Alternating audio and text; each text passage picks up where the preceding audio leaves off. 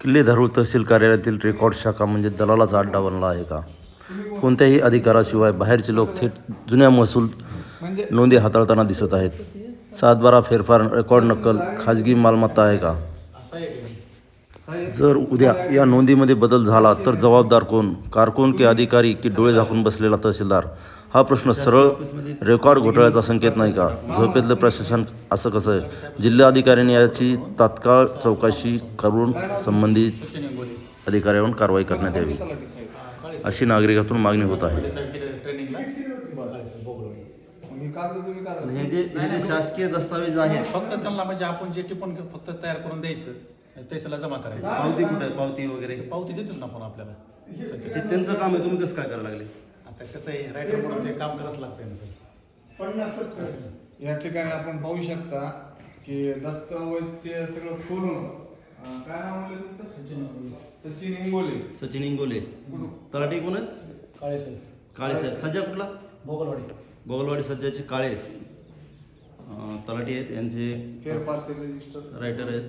आणि या कार्यालयामध्ये या अशा प्रकारे स्वतः डॉक्युमेंट काढून लिहून दिलं जातं. याची पावती आहे का तुमच्याकडं?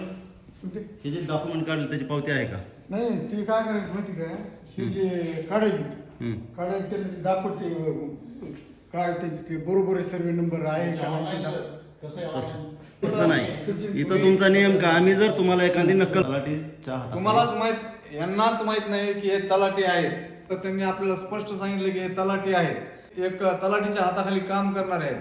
त्यांनी चक्क हे फेरफारचं रजिस्टरचं भोगलवाडीचं सज्जाचं हातात घेऊन ते स्वतः हाताने लिहित आहेत. नाही सर. बरं, हे जिम्मेदारीचं काम आहे. ह्याच्यात जर कोणी बदल केला तर ह्याच्यात किती जणांचा? त्याला आम्हाला अधिकारच नाही द्यायचा. तुम्ही काढून द्यायचं पण अधिकार नाही दुसऱ्याला. हे तुम्ही स्वतः काढून द्यायचंय. हो ना. तुम्ही इथं ड्युटी ना, हो. हे तुम्हाला लोकांनी माहिती. तुम्ही काय करतात? कागद घेतात आणि त्या आधारे नकल काढून देतात. मग ही कोणती पद्धत आहे?